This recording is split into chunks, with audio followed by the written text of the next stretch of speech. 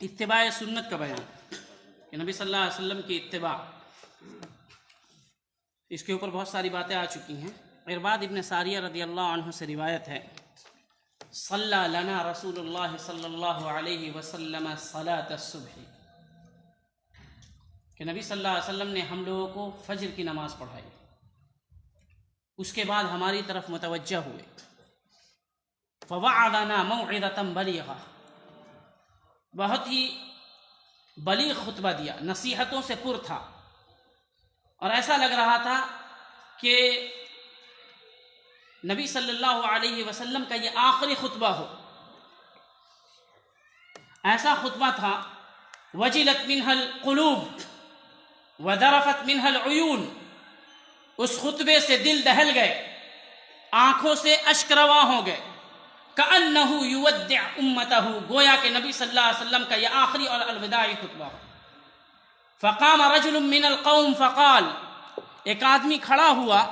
صحابہ اکرام میں سے ایک صحابی کھڑے ہوئے اور کہا، یا رسول اللہ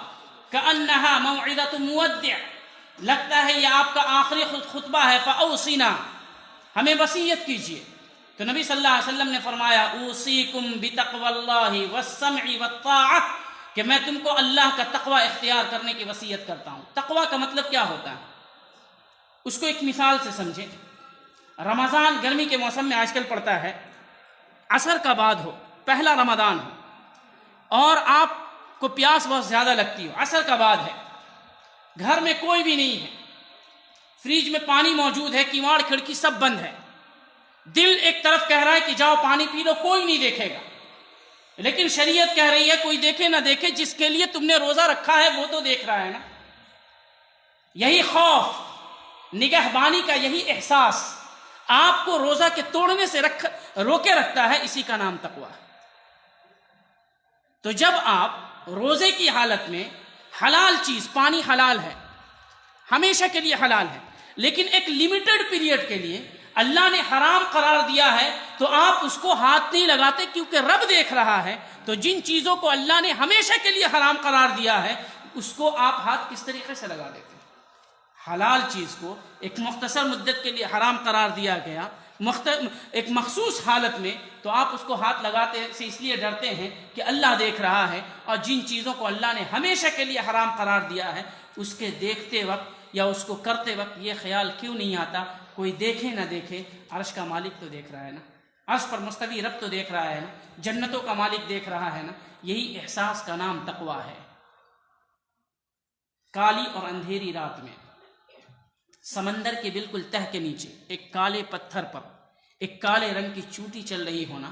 اللہ رب العالمین عرش پر مستوی ہونے کے باوجود بھی اس کالی چینٹی کو دیکھتا بھی ہے اور اس کے چلنے کی آواز کو سنتا بھی ہے۔ پھر یہ ہم کیوں بھول جاتے ہیں، اکیلے میں جب کوئی گناہ انسان کرتا ہے، یہ کیوں بھول جاتے ہیں کہ اللہ رب العالمین جو ایک چھوٹے سے کیڑے مکوڑے کو دیکھتا بھی ہے، اس کی ضروریات کو سمجھتا بھی ہے اور اس کو پورا بھی کرتا ہے، وہی رب ابھی ہمیں دیکھ رہا ہے۔ تو عموماً جو انتکاسات ہوتے ہیں، ایک انسان صراط مستقیم پر قائم ہے، پھر وہ بدل جا رہا ہے، اس کی وجہ یہی ہے کہ تنہائی میں کوئی ایسا عمل کرتا ہے جو اللہ رب العالمین کو سخت ناپسند۔ ہم کو شرم آتی ہے کہ بچے کے سامنے کوئی گناہ کرے، لوگ بچے کے سامنے سگریٹ نہیں پیتے ہیں، بچے کے سامنے کوئی گناہ نہیں کرتے ہیں، کیوں کہ بچہ دیکھے گا، بولے گا کہ 5 وقت نمازی ہے، مولانا صاحب ہیں، داعی ہیں، اور ہمارے سامنے اس طریقے کی بات کر رہے ہیں۔ ایک بچے سے اتنا خوف اور شرم کا ایک احساس ہوتا ہے، اس کے سامنے نہیں کرتے۔ رب تو اکیلے میں دیکھ رہا ہوتا ہے، کیا رب کو آپ اتنی بھی اہمیت نہیں دیتے؟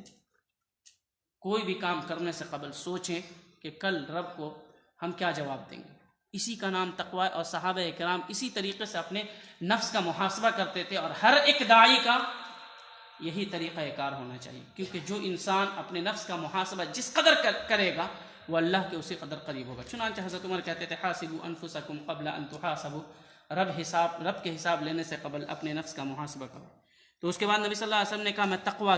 کی بات تھی، تقویٰ کی وصیت کرتا ہوں، ہمیشہ خلوت میں ہو، جلوت میں ہو، لوگوں کے ساتھ میں ہو، دن کے اجالے میں ہو، رات کے اندھیرے میں ہو، آپ یہ سوچیں کہ ہر جگہ پر آپ اللہ کے بندے ہیں۔ یہ نہیں کہ رات کے اندھیرے میں آپ اپنے نفس کے بندے بن جاتے ہیں، لوگوں کے سامنے بڑے متقی پرہیزگار بن جاتے ہیں۔ یہی تو منافقت ہے کہ منافق آتے تھے اللہ کے پاس، اللہ کے نبی صلی اللہ علیہ وسلم کے پاس، وَإِذَا لَقُوا الَّذِينَ آمَنُوا قَالُوا آمَنَّا، نبی سے ملاقات کرتے صحابہ سے کہتے ہم تمہارے ساتھ ہیں، ہم ایمان لائے ہیں۔ وَإِذَا خَلَوْا إِلَىٰ شَيَاطِينِهِمْ قَالُوا إِنَّا مَعَكُمْ إِنَّمَا نَحْنُ مُسْتَهْزِئُونَ،